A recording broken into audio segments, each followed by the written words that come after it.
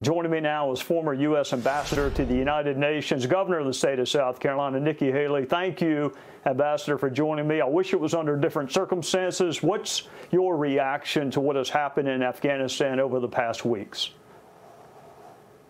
Well, first, Trey, prayers going out to the people in the path of Hurricane Ida. As a former governor, my heart skips a beat anytime I see a hurricane. And so thank you for your coverage and prayers for the people there in the path.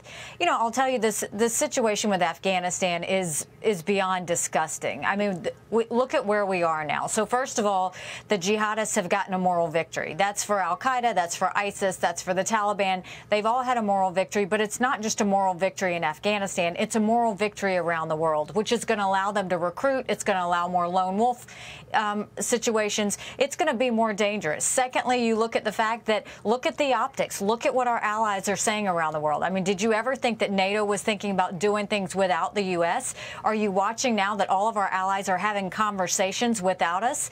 And not only that, you're looking at the fact that the British and the French have gone out of their way to get their citizens out, and we're telling our Americans, hey, by the way, don't come to the airport. We've got so many Americans, Trey, that are not even near Kabul. They're on all over Afghanistan, and they can't get through a checkpoint because their passports are taken and because the Taliban is not letting them there. There's a massive problem when we are trusting the Taliban to secure our airport that allowed 13 soldiers to die, and to have this go forward. And finally, think about Russia and China right now. This is walking right into the hands of Russia and China. China would love to have Bagram Air Force Base. They already have their eyes on the minerals resources that we have there, and they've already started working with the Taliban, and the Taliban spokesman has said they want to start relying on China as they go forward. I mean, all of this has been catastrophic for America. It's not a good look. It's not a good time. It's not a safe feeling, and we've got to do something about it. We can't sit back. We can't be victims. As the wife of a combat veteran who served in Helmand Province in Afghanistan, the military families are bonded in our sadness because this didn't have to happen. You know, Ambassador, you say it didn't have to happen. It looks like both sides thought we had to deal with the Taliban, that the only way toward withdrawal was to strike a deal with the Taliban. Was there no other way for the U.S. to withdraw from Afghanistan or stay without dealing with the Taliban? So this is the issue. It's not about whether we were going to withdraw or not. President Trump wanted to withdraw. President Biden wanted to withdraw. That's one issue. It's how you do it. This is what should have happened, and this is what I think went wrong. When President Biden was sitting in that National Security Council, where I have been when President Trump has talked about this issue, it's a debate. Everybody tells what's going to happen. Everybody tells where it's going to go.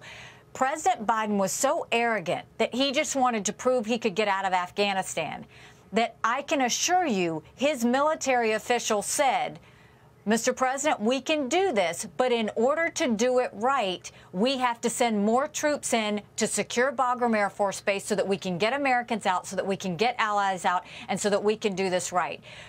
Biden chose arrogance over doing this right. He chose arrogance and speed over making sure that we were safe. This is so on his lap. There's no running away from this. And what you're going to see is you're going to start seeing finger pointing within the administration.